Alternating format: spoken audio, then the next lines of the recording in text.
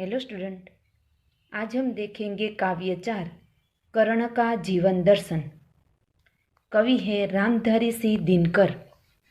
जन्म है सन 1908 और निधन 1974।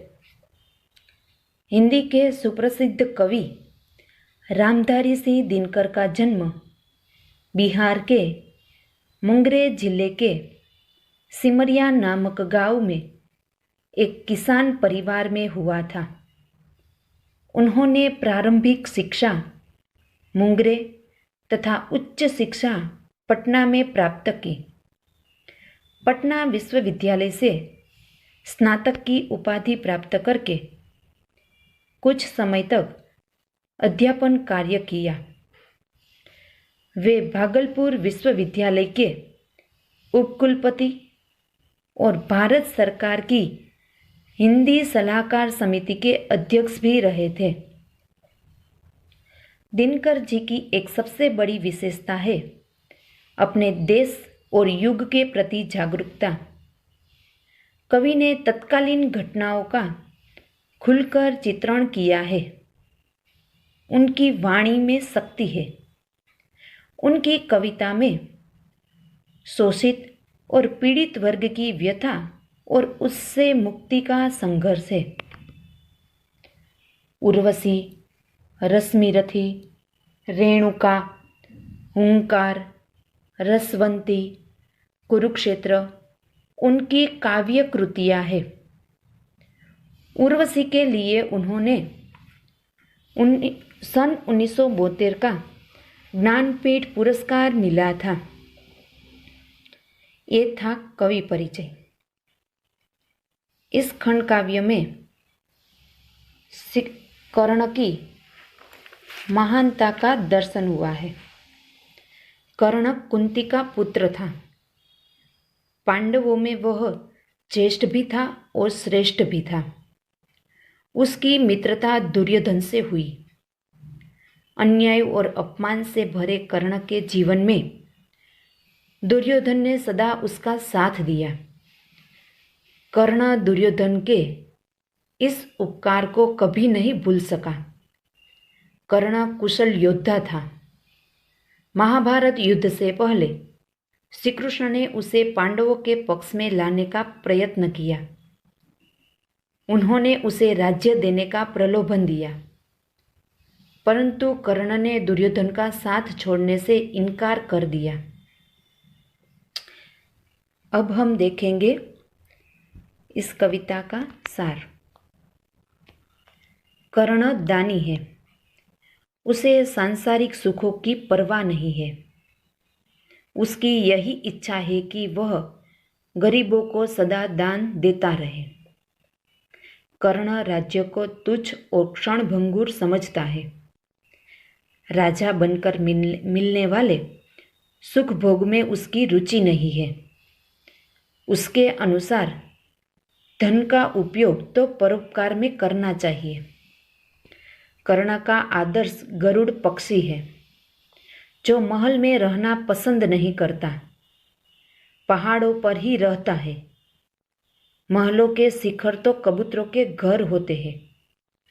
कर्ण मानता है कि कष्टों और संघर्षों में रहकर ही मनुष्य महान बनता है। वही लोगों को सुखी बना सकता है। ये था कविता का सार। अब हम देखेंगे काव्य।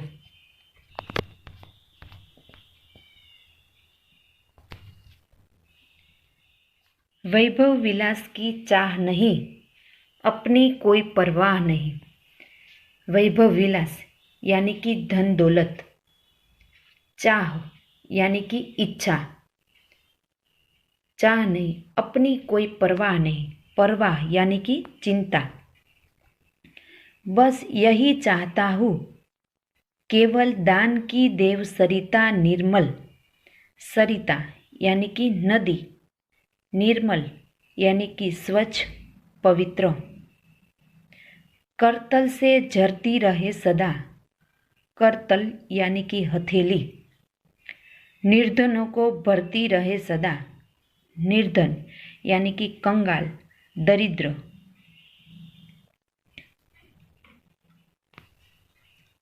कर्ण श्री कृष्ण से कहते हैं कि उसे धन दौलत और सांसारिक सुख भोगने की इच्छा नहीं है।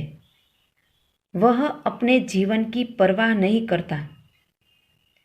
उसकी बस यही इच्छा है कि उसके हाथों से दान की पवित्र नदी सदा बहती रहे और निर्धनों यानी कि कंगाल को सुखी बनाती रहे। तुच्छ है राज्य क्या है केशव, तुच्छ यानी कि क्षुद्र, केशव यानी कि श्री कृष्ण, पाता क्या नर कर प्राप्त विभव, नर यानी कि मनुष्य, विभव यानी कि धन संपत्ति, चिंता प्रभुत, प्रभुत એટલે કે अधिक, अत्यल्प यानी कि बहुत थोड़ा, हास यानी कि निंदा, कुछ चाकचिक्य, चाकचिक्य यानी कि चमक, कुछ क्षण विलास, पर वह भी यही गवाना है, गवाना यानी कि खोना, कुछ साथ नहीं ले जाना है। हे श्री कृष्ण,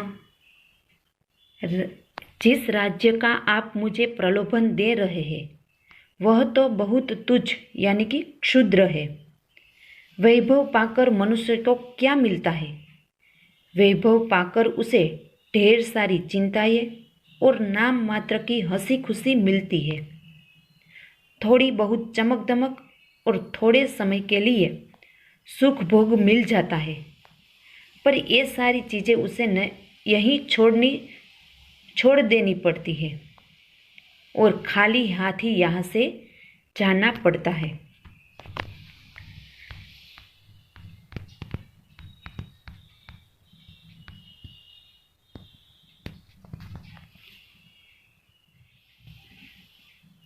मुझसे मनुष्य जो होते हैं कंचन का भार न ढोते हैं। कंचन यानी कि सोना, पाते हैं धन बिखराने, बिखराने यानी कि बांटने, लाते हैं रतन लुटाने को, रतन यानी कि रत्न, जग से न कभी कुछ लेते हैं, दान ही हृदय का देते हैं। कर्ण श्री कृष्ण से कहते हैं कि हे कृष्ण, उससे जैसे मनुष्य सोने का भार नहीं ढोते, सुख वैभव का जीवन नहीं बिताते, वे लोगों में बांटने के लिए धन की प्राप्ति करते हैं। उनकी बहुमूल्य वस्तुएं लोगों में बांट देने के लिए ही होती है। वे संसार से कभी कुछ नहीं लेते, अपने हृदय का दान ही करते हैं, दुखियों पर दया करते हैं। प्रासादों के कनकाभ शिखर, प्रासादों यानी कि राजमहल, कनकाभ यानी कि सुनहले, होते कबूतरों के ही घर, महलों में गरुड़ न होता है, कंचन पर कभी न सोता है, कंचन यानी कि सोना, बसता वह कहीं पहाड़ों में, शैलों की फटी दरारों में, शैलों यानी कि पर्वत पहाड़, फटी दरारों में, दरार यानी कि दरज, सोने जैसी चमक दमक वाले राजमहल की चोटियां એટલે કે पर्वत कबूतरों के ही घर बनती है। गरुड़ पक्षी कभी महल में नहीं होता, वह सोना बिछाने पर ही नहीं सोता, उसका निवास तो पहाड़ों में ही होता है, पहाड़ों की फटी दरार में ही उसका घर बनता है।